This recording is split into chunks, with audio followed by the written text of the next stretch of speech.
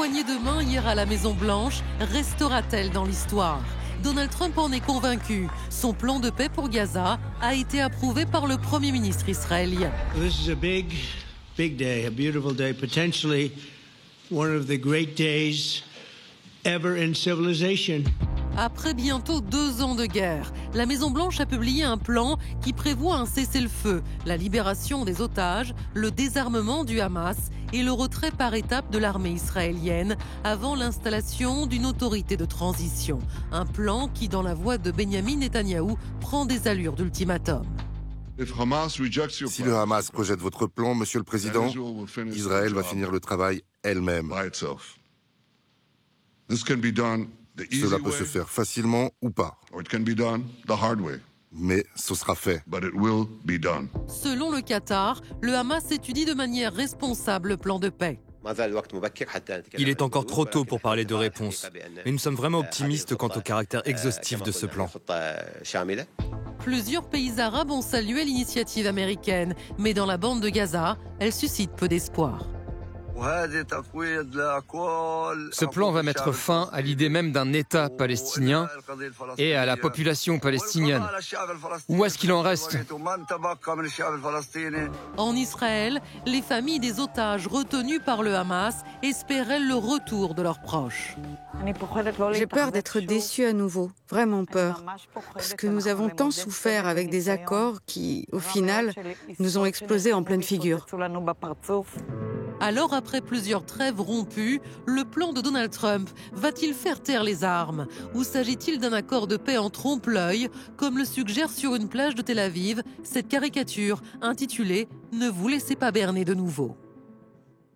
Nos 3 invités pour ce débat. Ofer Bronstein, bonsoir. Vous êtes président et cofondateur du Forum international pour la paix.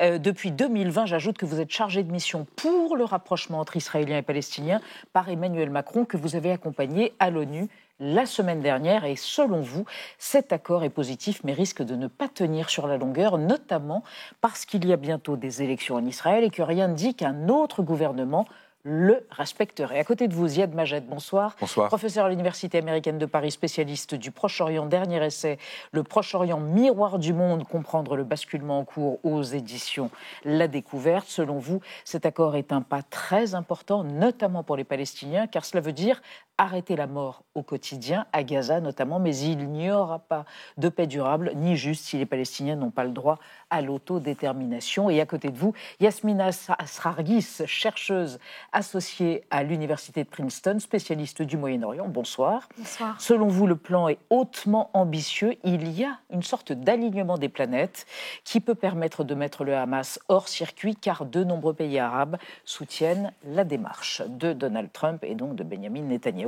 On va démarrer le débat avec le chiffre du jour. Oui, Benjamin. Donald Trump a donc proposé un plan en 20 points pour, je le cite, mettre fin au conflit à Gaza, promettant même une paix éternelle. Ce plan prévoit notamment un cessez-le-feu, la libération rapide des otages retenus par le Hamas et le désarmement du mouvement palestinien.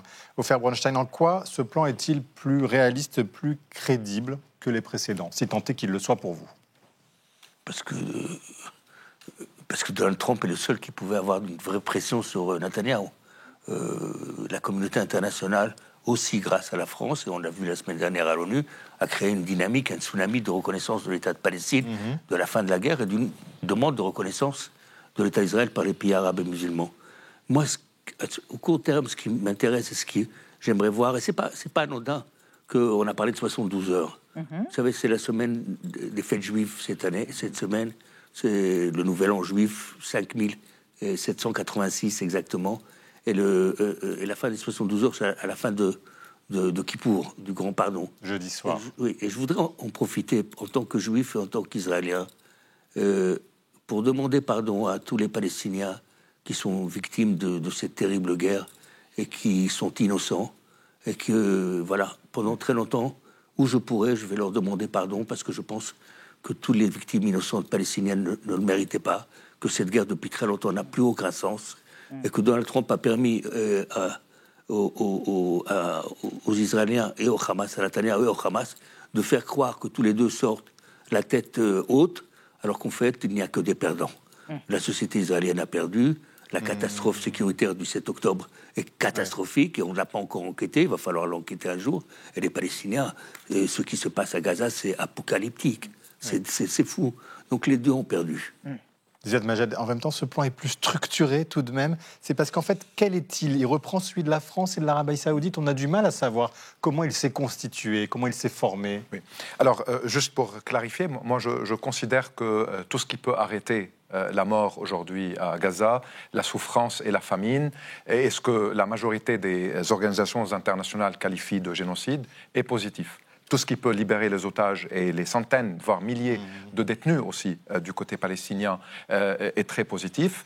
Mais ce plan occulte plusieurs questions politiques et il est vrai que l'initiative franco-saoudienne a créé une dynamique politique, mais je ne pense pas qu'il est basé sur cette dynamique-là. Il est beaucoup plus dans une gestion qui suit la logique et la mentalité de Donald Trump, d'un agent immobilier qui a qualifié Gaza d'un très beau morceau de terre et qui est toujours dans la logique de la Riviera. Même si ce mot a disparu. Même si ce mot a disparu, mais vous savez, il a créé un conseil d'administration de Gaza qui est dirigé par Tony Blair.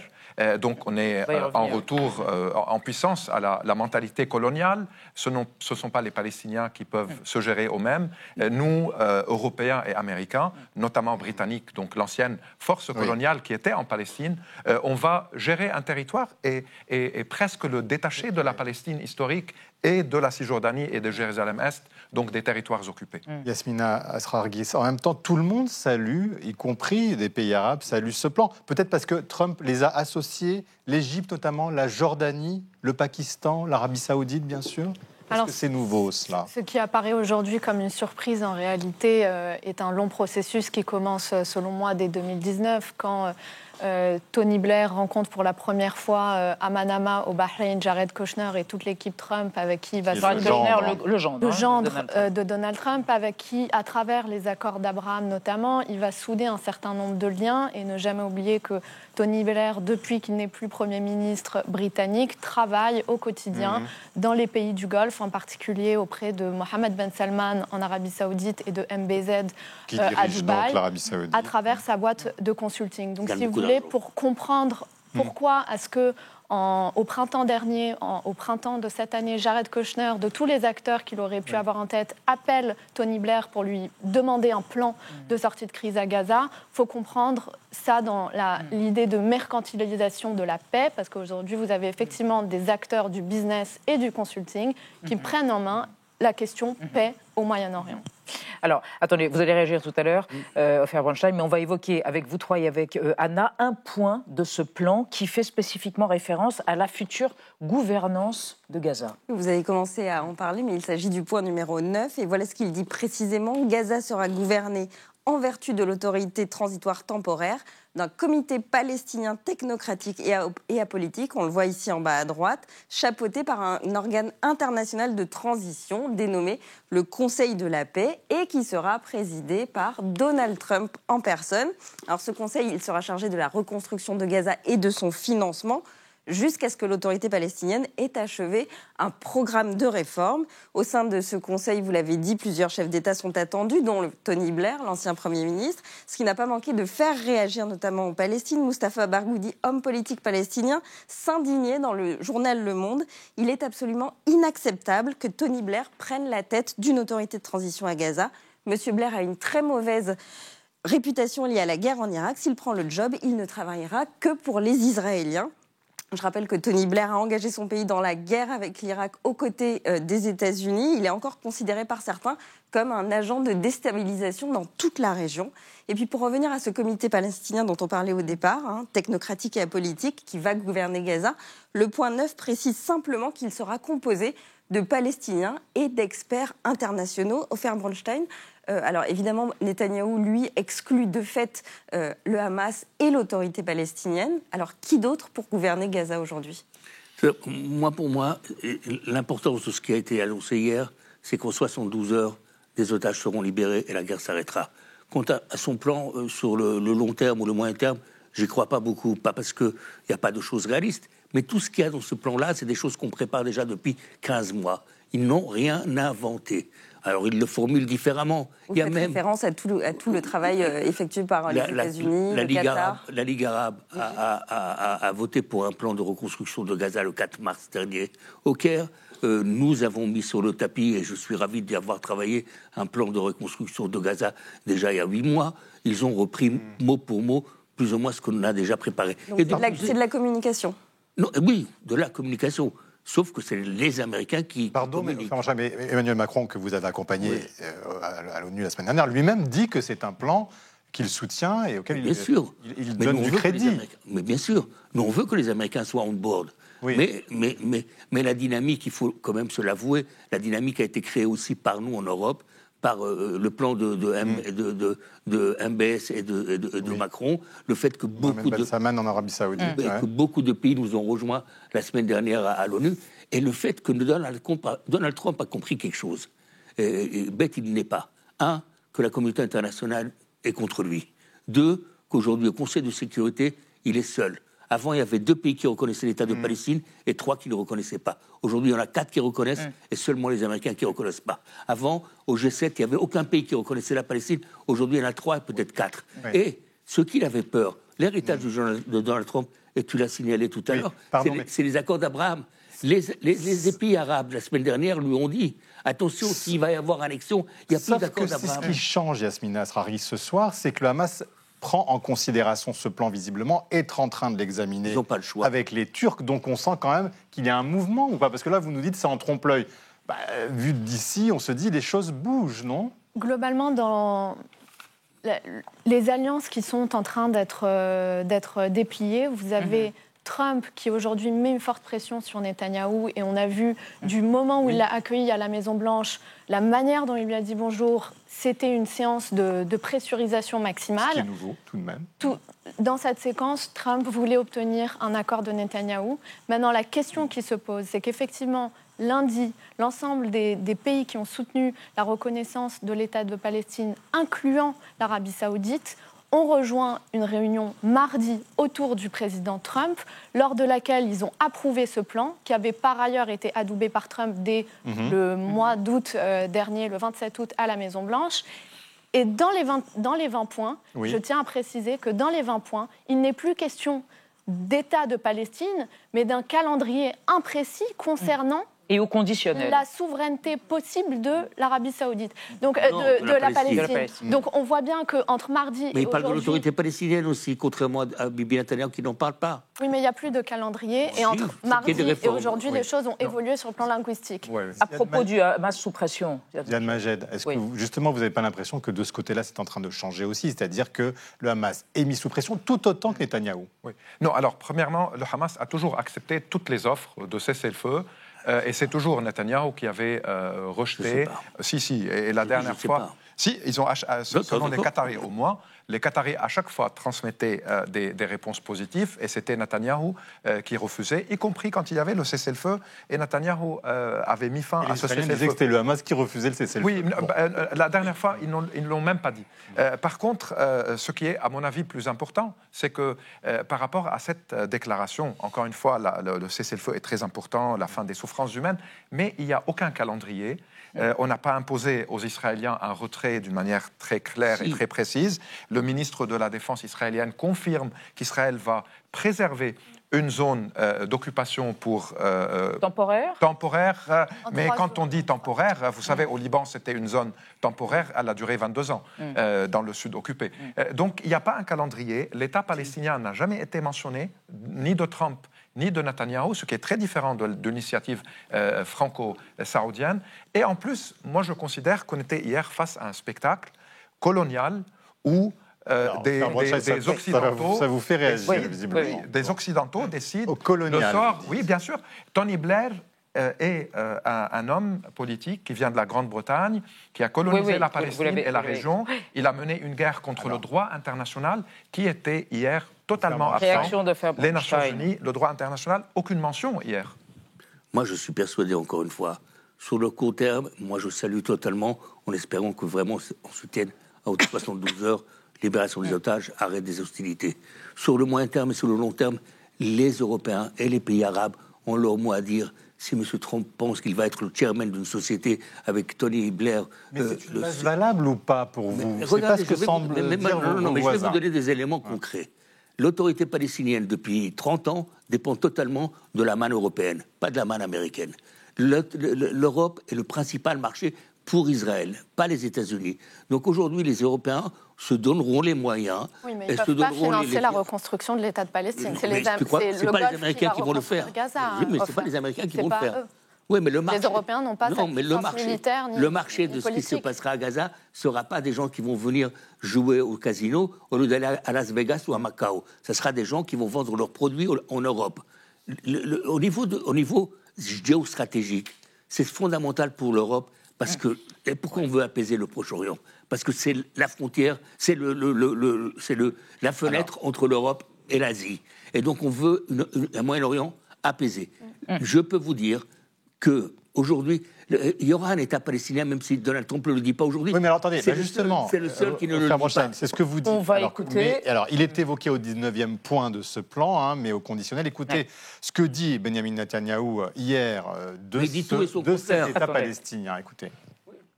השאלה שנשאלת, האם הסכמתם למדינה פלסטינית? ממש לא, וגם לא כתוב בהסכם. אבל דבר אחד כן אמרנו, שאנחנו נתנגד בתוקף למדינה פלסטינית. הנשיא טראמפ גם אמר את זה, הוא אמר שהוא מבין את זה, הוא אמר באו"ם גם שזה יהווה פרס עצום לטרור וסכנה למדינת ישראל, וכמובן שאנחנו לא מסכימים. Yasmina Asrargui, c'est ce que dit aujourd'hui Benjamin Netanyahou, mais il va y avoir aussi des élections en Israël l'année prochaine. Tout peut changer ou pas?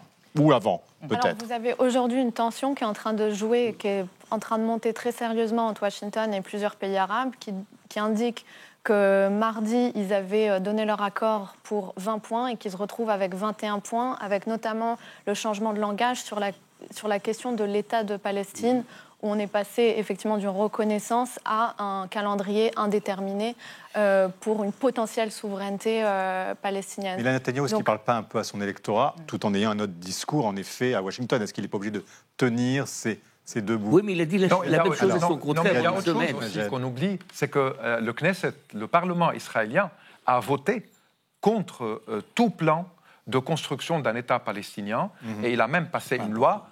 Si, c'est important.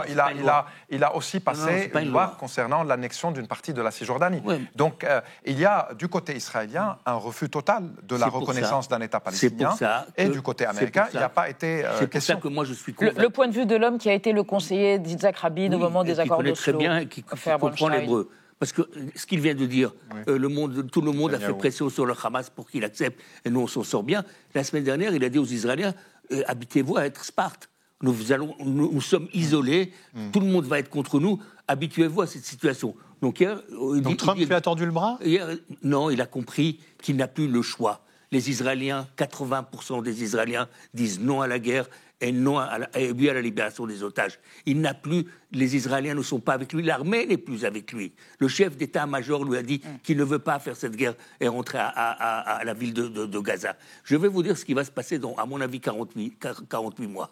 Il va y avoir un État de Palestine. J'espère que les Israéliens seront les premiers à voter pour, mais même s'ils ne le font pas, on est aujourd'hui déterminés à régler ce problème israélo-palestinien. Il a des impacts ici, il a des problèmes là-bas, on n'en veut plus. On va leur donner une feuille de route et ils vont devoir l'accepter. Yasmina Asrargui, dans le passé, on a vu Sharon, qui était un faucon, évacuer Gaza, c'était en 2005. Est-ce que les choses ne peuvent pas se reproduire avec Netanyahou ou un éventuel successeur sur la base de ce plan? Je pense qu'il est intéressant de mentionner Oslo et de mentionner les grands hommes qui ont été des leaders comme Sadat ou Yitzhak Rabin et qui ont payé de leur propre vie un courage politique qui a été quelque part de reconnaître l'autre dans son altérité, bien que Rabin, par ailleurs, ne soit jamais allé jusqu'à reconnaître l'État de Palestine. Il y avait, à la fin du processus, quand l'application... Il parlait qu'il y aurait un État palestinien à la fin du processus. Exactement, mais il a évoqué dans un cercle assez fermé, ça n'a jamais été acté sur le papier et reconnu officiellement.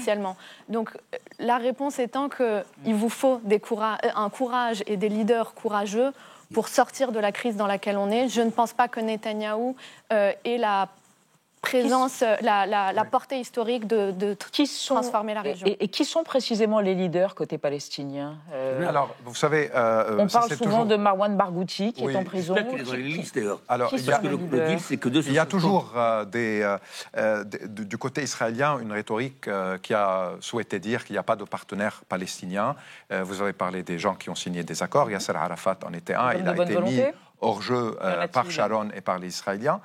Mais Israël a toujours mené une politique soit d'éliminer, soit d'emprisonner les chefs palestiniens capables de pouvoir s'imposer, bien que la diaspora et les réfugiés palestiniens et en plus, les millions qui sont à l'intérieur de la Palestine historique, il y a un potentiel humain qui peut certainement jouer un rôle. Vous avez évoqué Marwan Barghouti qui est emprisonné en Israël. Il y en a d'autres. Et donc, il y a toujours... Justement, il y a un point essentiel là. Sur la libération des prisonniers qui sont prisonniers à vie. À vie, dont Marwan Barghouti. Est-ce que ça, dans l'immédiat, vous pensez que ça peut décider le Hamas à signer? Ça peut pousser, évidemment. Hamas va signer parce qu'il est sous pression de plusieurs acteurs arabes et turcs. Et puis, il y a la question des échanges des prisonniers qu'il peut considérer comme un gain puisqu'il a été à l'origine de cela. Mais c'est pas un échange de prisonniers. Un échange d'otages. Otages contre prisonniers, non. Dans ce cas-là, si on rentre dans les détails juridiques, il y a des milliers de Palestiniens qui n'ont jamais été jugés, qui sont détenus administrativement, donc ils sont comme les otages. Oui. Mais par contre, je voulais juste ajouter une solide. Rapidement, par rapport à la Cisjordanie. Oui. On peut toujours parler de bonne volonté, et je n'ai aucun doute qu'il y a de très bonne volonté chez beaucoup de personnes, mais il y a 700 000 colons, et il y a 811 checkpoints, il y a un mur de séparation, il y a des territoires qui ont été confisqués, il y a une séparation. Sans une solution à la colonisation et à l'occupation, il n'y aura pas d'État palestinien. C'est dans le cadre d'un prochain débat sur une solution à 2 États. En tout cas, merci infiniment à tous les trois d'être venus débattre ce soir.